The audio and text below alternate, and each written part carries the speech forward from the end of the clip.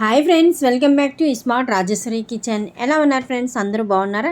ఈరోజు మన ఇంటి వంటకం ఏంటో తెలుసా? చూడండి, చూడగానే మీకు అర్థమైపోయి ఉంటుంది. జున్ను అండి. జున్ను పాలు లేకుండా ఇంట్లోనే జున్ను చేసుకోవచ్చు. ఎలా చేసుకోవచ్చు ఏంటనేది నేను వీడియోలో మీతో షేర్ చేసుకుంటాను. ముందుగా ఫుల్గా వీడియో చూడండి. చూసి మీకు నచ్చితే లైక్ చేయండి, షేర్ చేయండి, సబ్స్క్రైబ్ చేయండి.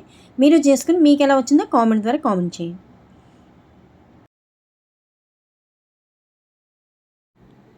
చూసారు కదండి, ఇది జున్ను పాల పొడి.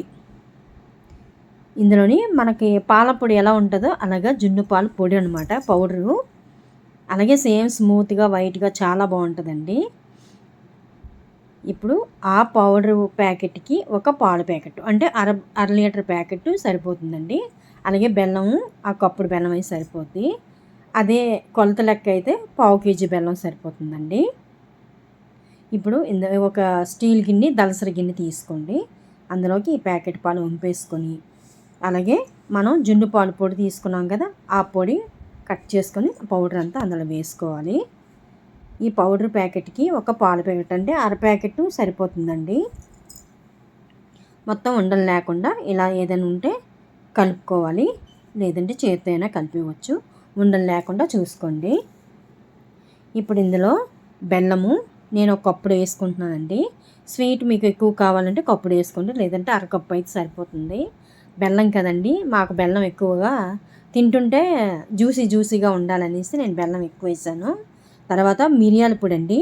ఇది ఒక అర స్పూను మిరియాల పొడి, అలాగే 3 యాలకులు పొడి వేసుకోవచ్చు. నేను ఎప్పుడు ఇలాగే దంచే వేస్తానండి. ఈ జున్ను పాలతో తిని ఒక 2-3 సంవత్సరాలు అవుతుందండి.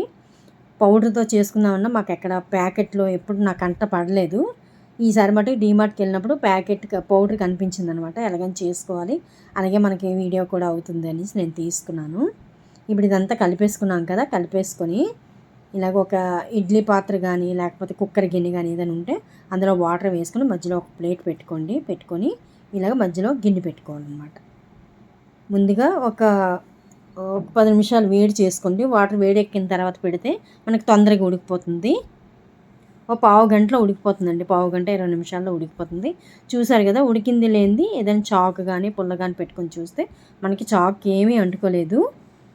ఇప్పుడు తీసేసి చల్లారినాక ఫ్రిడ్జ్లో పెట్టుకుంది. నేనైతే ఈవినింగ్ చేశాను అనమాట.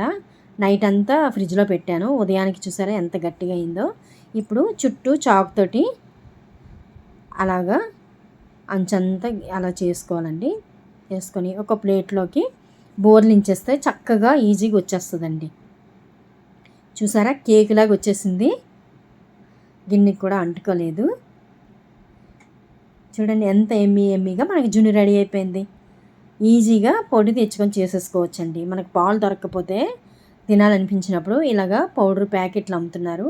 ఒక 2-3 ప్యాకెట్లు తెచ్చేసుకొని ఉంచుకొని ఎప్పుడు తినాలనిపిస్తే అప్పుడు చేసేసుకోవచ్చు. పొడి కూడా ఫ్రిడ్జ్లో పెట్టుకోవాలండి.